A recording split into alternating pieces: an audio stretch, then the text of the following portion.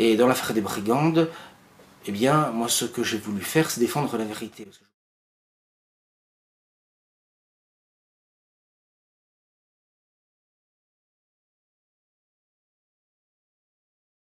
Moi, je suis quand même consterné de voir que la quasi-totalité de ce qu'on appelle la mouvance nationale est pris parti pour les brigandes. Et disons-le même franchement, dans les faits, pour les brigandes contre Rivarol, contre nos informations, contre notre enquête, contre nos révélations, contre nos mises en garde.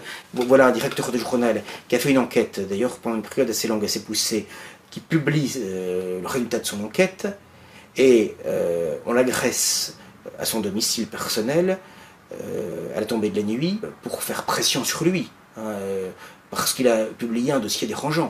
Il ne faut jamais, dans une affaire, voir les choses en fonction de ses sympathies ou de ses antipathies, mais voir les choses telles qu'elles sont, et ne pas commettre de déni du réel. Or, je constate que les brigandes n'ont cessé de mentir.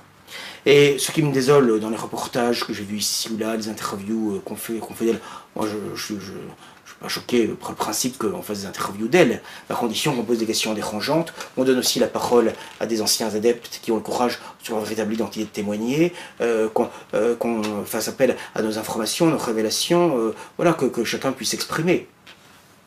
Ou en tout cas qu'on leur pose des questions dérangeantes, qu'on leur soumette les textes délirants de la Bruyère, qu'on montre leurs déclarations mensongères, contradictoires, qui n'ont cessé de varier, etc.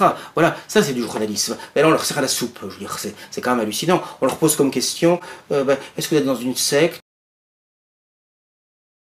Est-ce que vous avez l'impression d'être responsable des dérives sectaires? Personne qui est dans une secte va vous dire oui, je suis dans une secte, oui, je suis en pleine dérive sectaire. Enfin, je veux dire, c'est débile comme question, c'est débile. Non, mais le niveau du journalisme dans nos milieux, excusez-moi, mais c'est d'une débilité. Voilà des jeunes femmes qui ont pris le nom d'héroïnes vendéennes, les brigandes, qui se sont présentées au tout début de leur représentation publique comme des catholiques et des catholiques ferventes, traditionnalistes, contre-révolutionnaires. Bon. Lorsque nous avons sorti notre dossier dans Rivarol, à la suite notamment, mais pas seulement, de contacts que j'ai eu avec d'anciens adeptes, mais aussi à la suite de textes que j'ai eu de la Bruyère, des délirants, et d'une émission de Radio Brigande où ils défendaient la franc-maçonnerie, où ils opposaient une franc-maçonnerie rouge, qui serait mauvaise, et une franc-maçonnerie blanche, qui serait bonne. Voilà, ce qui est tout à fait le propre des ésotériques, des gnostiques, etc. En fait, ce sont des anti-maçons maçons du Brigande, voilà. Hein, ils se présentaient comme anti-maçons alors qu'ils sont maçons. Bon. Alors, donc, dans un premier temps, ils se sont fait passer pour catholiques. Comment on les a démasqués? D'un seul coup, dans un communiqué, il y a un droit de réponse public, qu'on peut retrouver facilement, elles ont décidé collectivement, le groupe entier, du jour au lendemain, comme ça, de se convertir à l'orthodoxie. Et plus précisément l'église orthodoxe de Russie. Ça a duré le temps d'en communiquer. Après, on n'a rien vu d'autre sur leur site, etc. Et puis, finalement, après, elles sont réclamées plus ouvertement de la gnose, de l'ésotérisme. Alors là, il y a une forme de mélange d'ésotérisme, d'un certain paganisme, de la déesse Freya, etc. On n'entend plus du tout parler de ni de catholicisme, ni de christianisme, ni même d'orthodoxie. C'est fini, circuler, il n'y a rien à voir. Bon, rien que des gens qui n'arrêtent pas de mentir, de dire tout et son contraire, c'est prendre les gens pour des imbéciles. Bon, c'est un petit peu comme les hommes politiques qui vous mentent, qui trichent, qui volent, qui disent n'importe quoi, et les gens continuent à voter pour eux. Ben là, c'est la même façon, finalement. Bon, voilà. Hein, elles se moquent ouvertement de leur public, et on en redemande. À l'époque, il n'était pas du tout question de Joël Labruyère. Joël Labruyère n'existait pas. Il était dans l'ombre, c'est nous qui l'avons obligé à sortir et à venir sur scène, si j'ose dire. Bien que masqué, parce que vous remarquerez dans les vidéos, les enfants, eux, ce qui est c'est scandaleux, on les voit bien, ça, ils ne sont pas du tout masqués. Les jeunes femmes portent des loups, et le gourou, lui, est masqué. Ce qui d'ailleurs en dit long sur son courage, soit dit en passant. Bon. Moi, on peut me dire ce qu'on veut, on peut dire sur moi ce qu'on veut, et moi j'avance à visage découvert, sous ma véritable identité, voilà. Et je n'ai pas un double ou un triple discours. Bon. Alors, donc, là, ils n'ont pas arrêté de mentir là-dessus. Ils ont menti sur qui faisait les chansons. Si vous reprenez des émissions qu'ils ont fait à Méta TV, à TV Liberté, ils disaient pas du tout qu'ils vivaient en commun au départ. Ils disaient qu'ils se retrouvaient pour écrire les chansons, qu'ils s'y mettaient à plusieurs pour les écrire, qu'on leur donnait des idées, etc. Marianne Bourgeon développe ça avec Maxime sur le divan de Méta TV avec Tepa, etc. Elle, à TV Liberté, elle dit des choses similaires, etc. À aucun moment il est dit que c'est Joël Labruyère qui seul écrit toutes les chansons, qui seul compose la musique, qui seul est le directeur artistique. Ça n'est qu'après, après les révélations de Rivarol, c'est grâce à Rivarol tout ça. Parce qu'elles disent maintenant, c'est des gauchos, je veux dire, non, c'est Rivarol qui a fait l'enquête. Après, beaucoup plus tard, la grande presse a repris quelques informations, souvent sans nous citer d'ailleurs, souvent des articles très superficiels et même, je trouve, souvent un peu complaisants. Donc, sur la bruyère, elles ont même fait un communiqué dans les premiers droits de réponse à Rivarol en disant mais non, simplement un vague ami, mais on n'est pas d'accord avec ses idées New Age, et il n'a aucune influence sur nous, il ne travaille pas avec nous, etc. Mensonge, mensonge, mensonge actif, dans des communiqués publics. Bon, puisque maintenant elles disent le contraire, quoi. Elles disent, voilà, c'est pour autant qu'elles s'excusent, pas pour autant que... Voilà. Et les gens en tirent une conséquence. C'est-à-dire, on leur ment, on se moque d'eux, c'est le cas, et on continue. Alors, à la suite de cette enquête que j'ai publiée en avril, j'ai reçu, ce qui est tout à fait propre d'ailleurs des sectes, toute une série de menaces régulières sur mon courrier électronique. Bien. Émanant d'ailleurs de l'adresse officielle des Brigandes, qui a pour nom Comité de Salut Public 1793, tout un programme.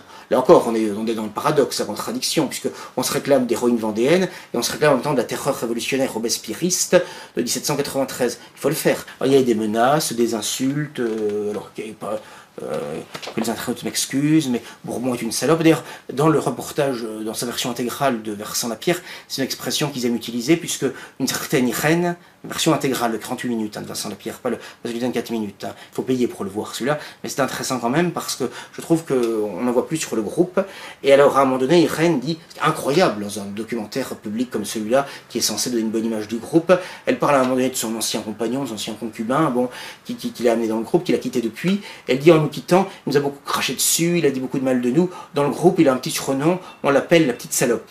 Voilà, hein, et je tenais à le dire, tout ça. Incroyable, ouais. C'est tout à fait la méthode de secte, des anciens adeptes qui, très courageusement, sur leur véritable identité, alors que c'est une expérience humiliante, crucifiante quand même de dire ça. Bon, on lui croit, je le dire. Ils se sont fait avoir, dire qu'on s'est fait avoir, c'est jamais agréable. Bon. Mais encore faut-il avoir l'humilité intellectuelle, le reconnaître, le dire publiquement. Bon. Donc il y a des coups à prendre dans cette affaire. Bon, bah, il faut voir les messages de... Je ne les ai pas vus tous, hein, mais les quelques messages que j'ai vus, qu'on m'a montrés, etc. C'est des messages ignobles, quoi, avec des messages non seulement d'insultes, mais à caractère sexuel, de menaces, typiquement de sectes. Moi-même j'en ai reçu, par exemple. Hein. Et si vous voulez, ils utilisent des méthodes que dans l'église de Scientologie, on appelle la propagande noire. C'est-à-dire que ça consiste à mentir, à calomnier, c'est-à-dire contre un adversaire, contre quelqu'un qu'on veut abattre, le détruire de l'intérieur, l'éliminer, voilà. Si les gens ne me croient pas, qui m'écrivent à mon adresse électronique jeromebourbon@yahoo.fr, moi je leur envoie, j'ai gardé et archivé tous ces courriels de menaces et d'insultes des brigandes, et donc ils pourront voir que je ne mens pas ou que je n'exagère pas. Voilà la moralité de ces gens. Donc les mensonges parvint. Il y a les textes délirants de la Bruyère, qui sont publics, qui sont d'accès gratuit. Comment devient-on immortel? Sur les jésuites. Et ce sont les jésuites, dit la Bruyère, d'ailleurs il le redit dans le reportage de Lapierre, ce sont les jésuites qui sont responsables, c'est dans les textes, j'invente rien, on peut vérifier, qui sont responsables du naufrage du Titanic, qui sont responsables de la bombe lâchée sur Nagasaki. Ce sont les jésuites qui encore dirigent aujourd'hui l'ordre mondial, le nouvel ordre mondial. Voilà. Bon, voilà les délires de la Bruyère. C'est Saint Ignace est pour lui un martien, donc quelqu'un descendu de la planète Mars. On voit très bien que derrière les jésuites, c'est le catholicisme, c'est l'église catholique, la religion catholique, c'est le Christ qui est évidemment visé, c'est évident. Seulement, on utilise des billets.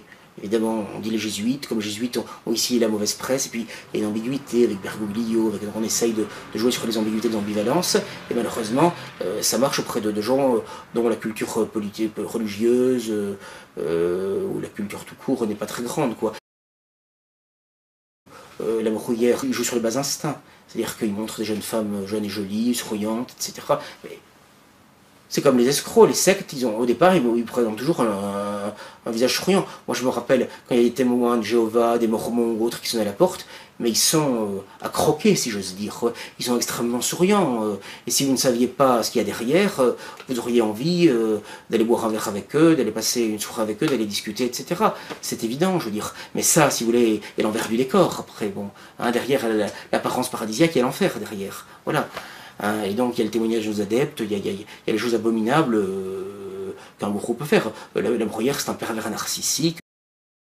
Il n'y avait pas de témoin de l'agression. Il y avait l'agressé et l'agresseur, c'est tout. Bon, dans un local de boîte aux lettres. Mais je dois dire que l'agresseur, Antoine Duvivier, qui a revendiqué, prémédité, cette agression qu'il a revendiquée en vidéo, qui a été évidemment décidée par la Bruyère, hein, c'est évident, c'est une opération, ça. Une mission, parce que j'avais reçu des menaces, j'avais reçu un ultimatum par courrier électronique qui expirait la veille à minuit, où il fallait que je me rétracte. On m'a même proposé d'ailleurs de m'envoyer une version de lettre de rétractation que je devrais signer et publier dans Rivarol.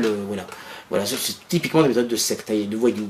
Il y a un local au rez-de-chaussée de boîte aux lettres, un peu isolé, bon, il y a une porte pour entrer et sortir, donc je prends le courrier, je referme la petite boîte aux lettres, et je m'apprêtais à sortir du local, je n'en étais pas encore sorti, quand je vois quelqu'un de grand, mais moi j'ai pas reconnu Antoine Vivier sur le coup, qui me dit Jérôme Bourbon, qui me crie dessus, il commence à me frapper avec des gants de combat noirs, au visage, évidemment, lorsque ça saigne abondamment, donc j'ai saigné abondamment, j'en avais partout sur les liens et tout, donc évidemment, Dieu merci, sans grande gravité, mais c'était quand même assez impressionnant, je crois, surtout quand on s'y attend pas.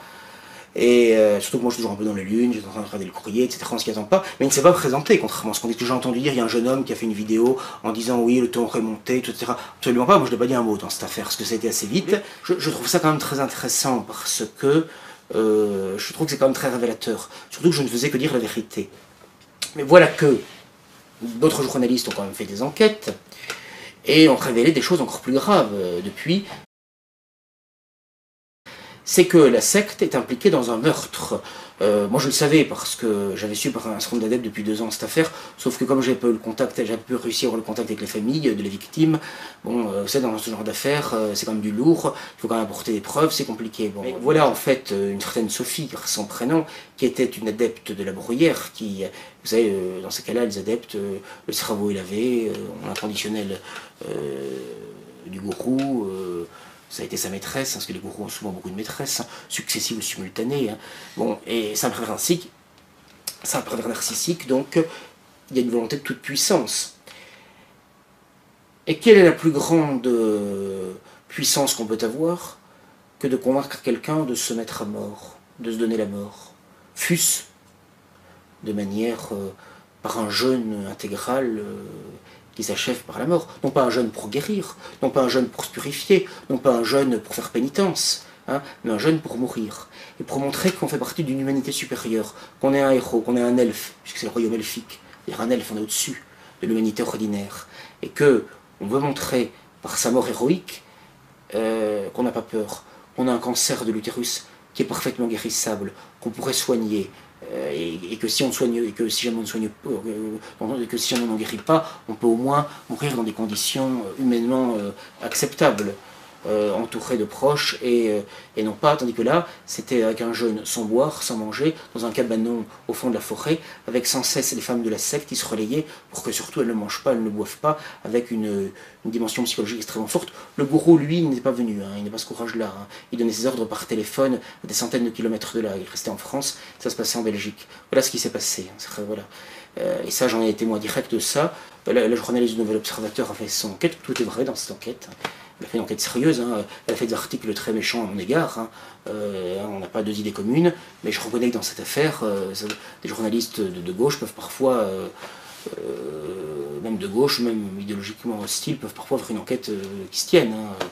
Je suis désolé, mais bon, dans la crise entre Le Pen et Maigret, les mois qui précédaient la crise, c'est pas Présent National Hebdo qu'il fallait lire pour savoir ce qui se passait à l'intérieur du Front National, les divisions, c'était Le Monde et Libé. C'est malheureux à dire, mais c'est là-dessus que, moi je lisais tout à l'époque, c'était là-dessus que vous aviez les informations vraies, puisque les dirigeants du Front National, tant de la tendance maigretiste que de la tendance lepéniste, pour se faire mousser, donner des informations aux journalistes de gauche qui les relayaient. Bon, c'est pas parce que la presse de gauche souvent ment, ou on est en désaccord idéologique avec, etc., que forcément tout est forcément jeté de A à Z. Il peut y avoir parfois une enquête, une information juste intéressante. Bon. Et donc, dans cette affaire, malheureusement, tout est vrai. Et donc, si vous voulez, alors évidemment, on va dire que c'est pas un assassinat strict parce qu'elle était d'accord, et que même l'étouffement qui a eu lieu, elle en pouvait tellement plus qu'elle a demandé à mourir, que 2 femmes du groupe l'ont étouffée avec un oreiller, ce qui effectivement est exact. Alors évidemment, avec les débats actuels sur la fin de vie, sur l'euthanasie, on va essayer de tout mélanger, bon, etc. Voilà. Mais objectivement, c'est quand même une forme de meurtre, qu'on le veuille ou non, parce que cette jeune femme aurait pu être soignée, et aurait probablement pu guérir, et en tout cas, même si elle n'avait pas guéri, elle aurait pu être traitée dans des conditions humainement et moralement tout à fait acceptables, alors que là c'est absolument ignoble, quoi. Ça c'est une décision de la Bruyère personnellement, voilà. Voilà qui est la Bruyère, voilà.